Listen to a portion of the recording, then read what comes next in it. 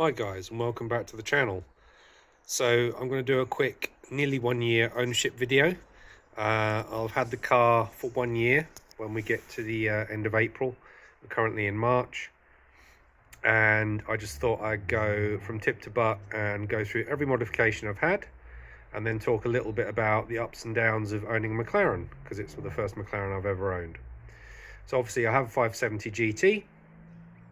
I tend to own my cars for some time, so probably going to keep this car for another 3 years, I would say at least. It's a 2017 car.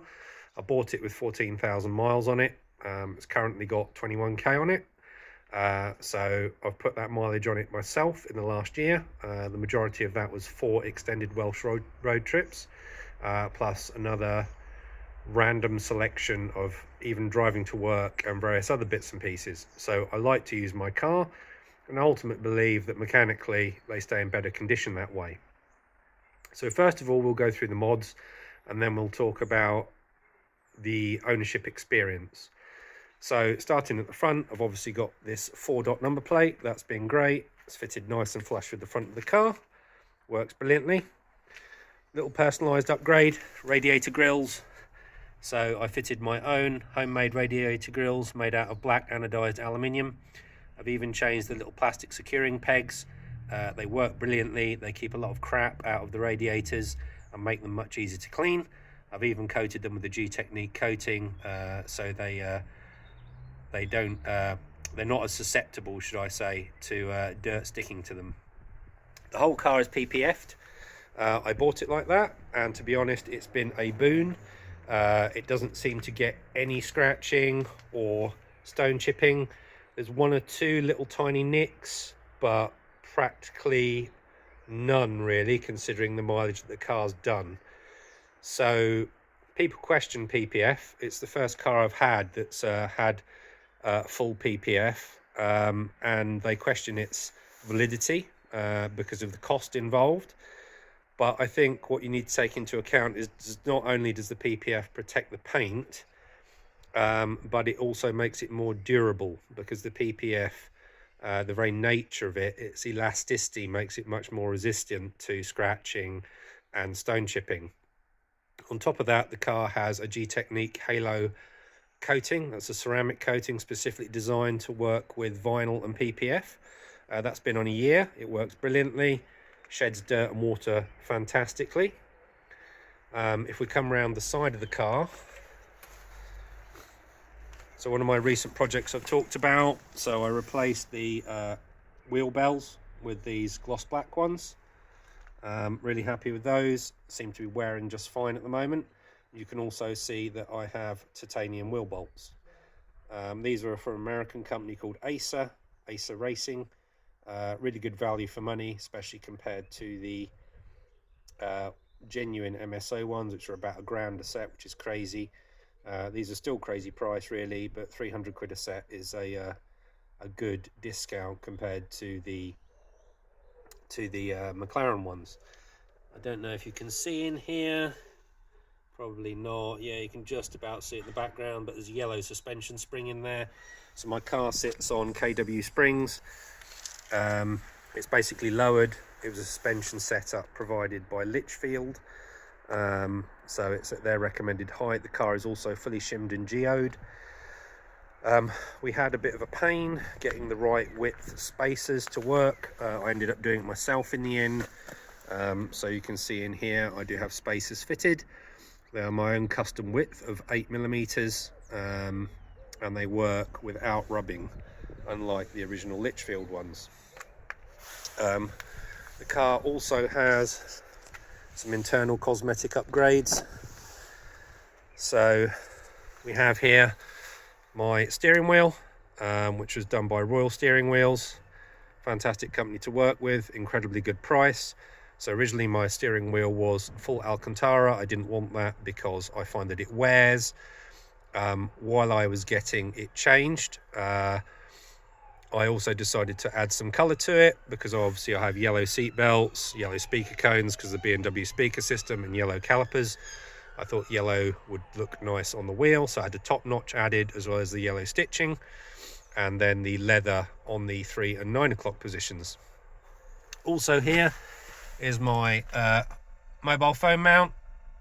It's wireless charging, little electric motor in there, automatically has a proximity sensor that opens up when you put your phone near it, and it's wired into the car, so you've got no cables trailing anywhere, which is fantastic.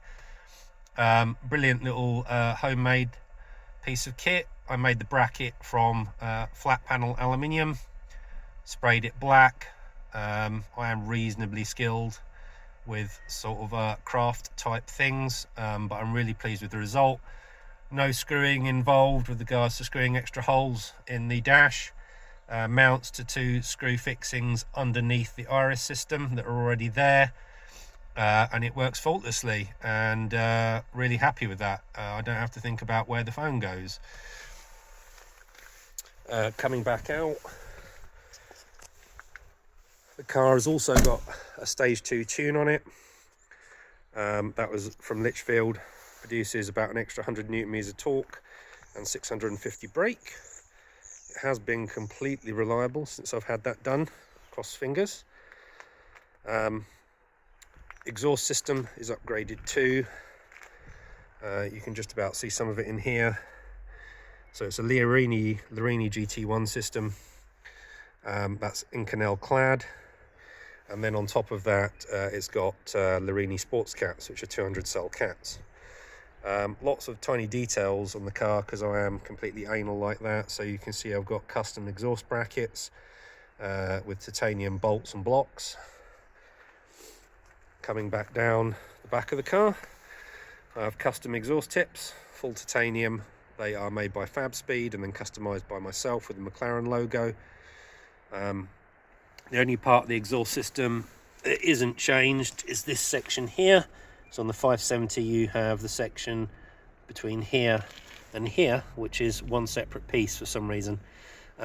So I'm currently in the process of getting a quote from Larini. They're going to make me some to match the rest of the system. So hopefully going to get that changed as well, because the original McLaren ones with their heat shielding just looks a bit manky. So coming back around the front of the car, we'll talk a little bit about the ownership experience. So the car has been pretty much spot on. It has lots of foibles. That's something I think you have to accept with any type of supercar. And if you're expecting it to behave like a Porsche or a mass manufactured car, then no, it's not going to do that.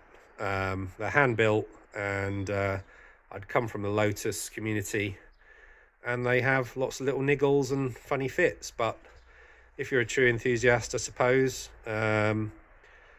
you accept those things and you work to overcome them. And because the car is very much my hobby as well, it doesn't bother me that much. So I've had 2 incidents of issues with the car.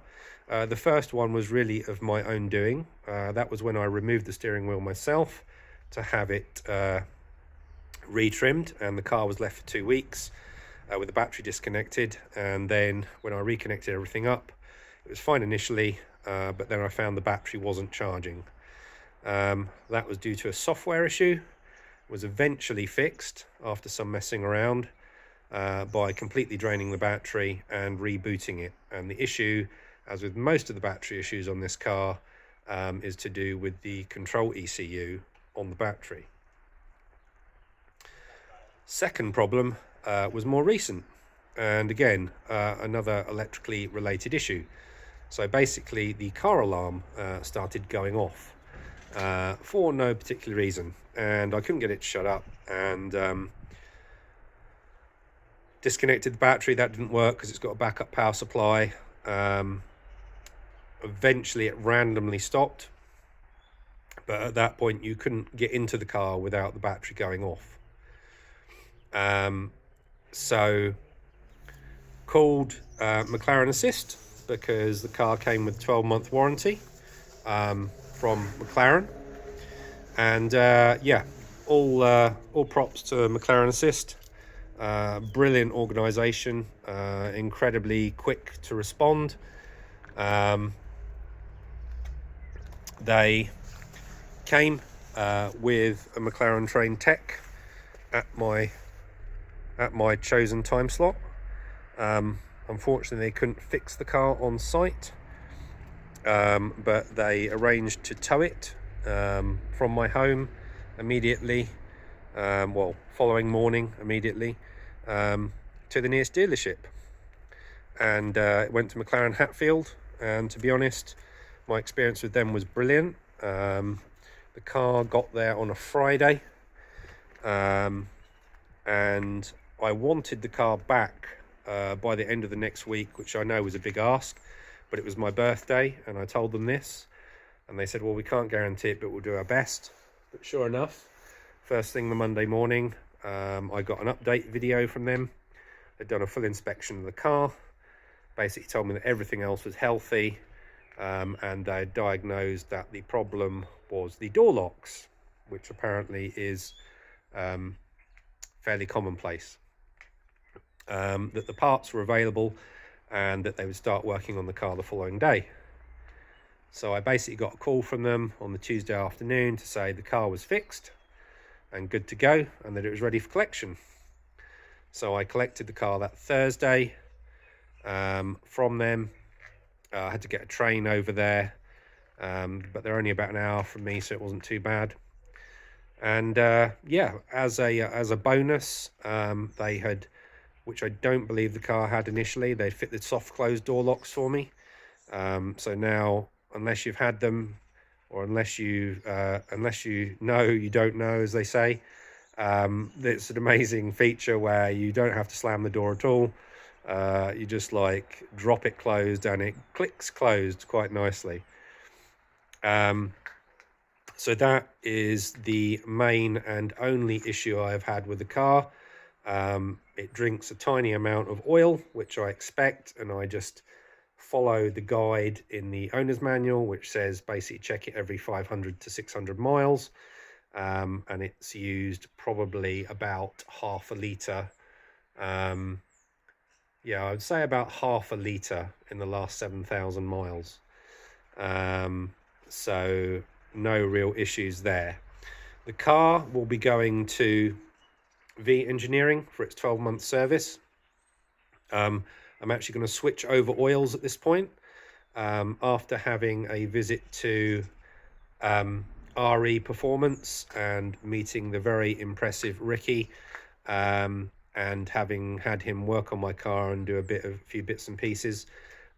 He's convinced me to switch over to Motul oil, because I plan to have the car oil changed roughly every 5,000 miles anyway, because I'm told by both V and RE that's the best thing you can do for the M838T.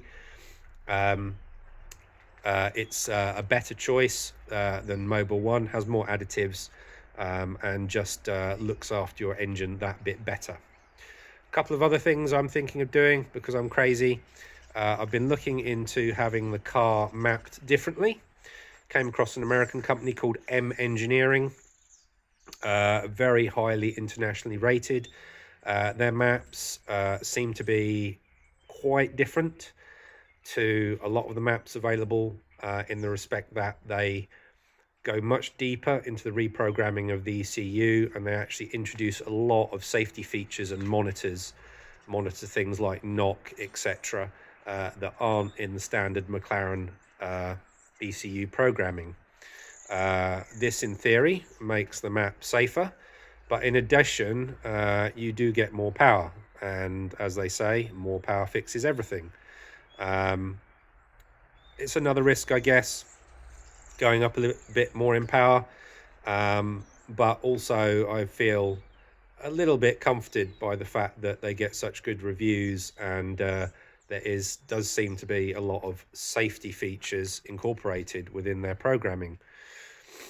On top of that, now considering whether I extend my McLaren warranty, because of what happened with the door locks.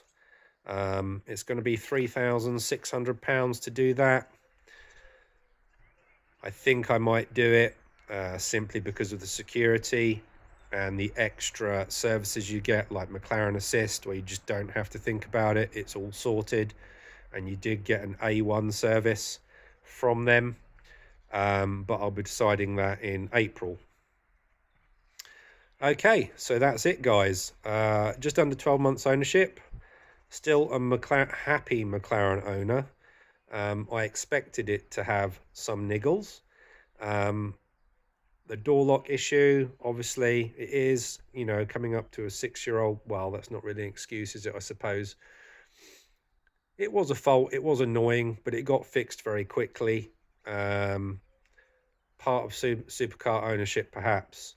But I still love the car. It's so quick, it's so beautiful to drive, it handles so well, the steering is so sharp, and I plan to keep it for another few years yet, until I'm in a position where maybe I can go a step ahead in performance. But it's going to take a very special car to improve upon this one.